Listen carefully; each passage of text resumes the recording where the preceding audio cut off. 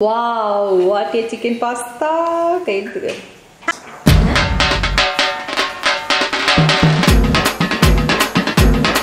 Hi guys, இன்னைக்கு என்ன சமைக்க போறோம் அப்படினு பாத்தீங்கன்னா chicken pasta கொதிச்சிட்டு இருக்குது. இப்போ பாத்தீங்கன்னா நல்ல மலையறதுக்கு சூப்பரா நல்லா chicken ஒரு 1.5 கிலோ எடுத்து மசாலா போட்டு நல்லா ஊற வச்சு வச்சிருக்கேன். இது வச்சு நீங்க சூப்பரா chicken pasta செய்ய போறோம். ஓகே? வெந்திருச்சா? உப்பு கொல்ல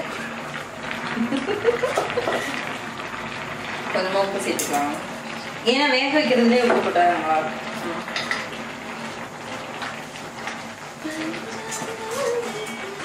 இதனால உதிரி உதிரியா வேக வச்சு எடுத்து வச்சுக்கலாம். டீக்கே ரெடி. மலைக்கு அதுக்கும் கெட்டியாயிடுச்சு. இப்ப இது அடுப்புக்குள்ள வச்சு இது பண்ணிட்டு இருக்கிறேன். நல்லா மசாலா போட்டு நல்லா ஒரு 1 hour ஊற வச்சிருக்கேன். ரெடியா? பிச்சு போச்சு வாங்க.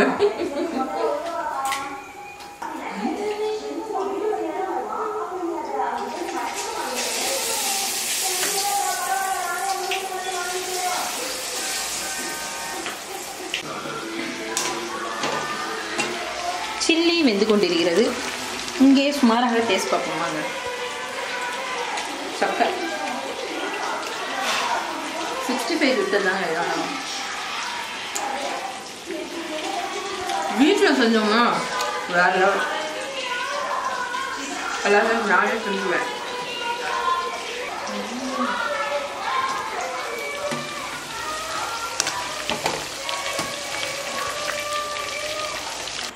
முட்டையை உடைச்சி எண்ணெய்க்குள்ள ஊற்றிக்கிறோம். ஓகே, சில்லி பொரிச்ச எண்ணெய் இது.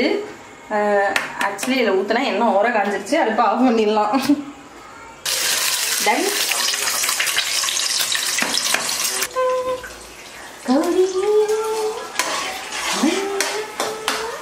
ஓகே கைஸ், பொடியா நறுக்குன வெங்காயம்,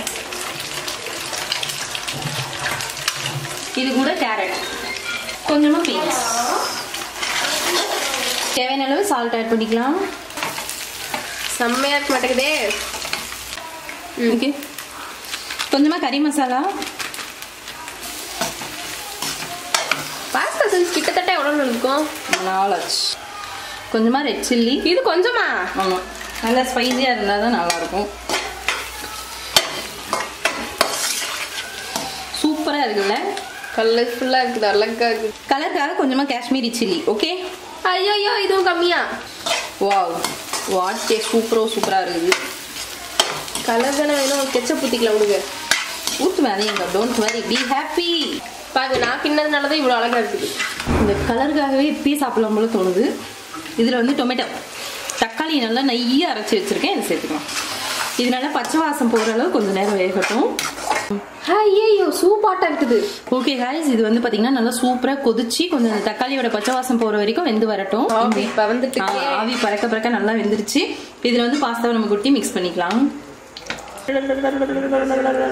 கொட்டும் பாப்பா. Oh my god, இடமே இல்லையே.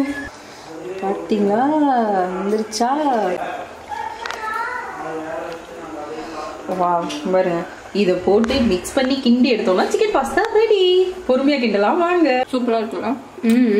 சிப்பிக்குள் பாஸ்தா.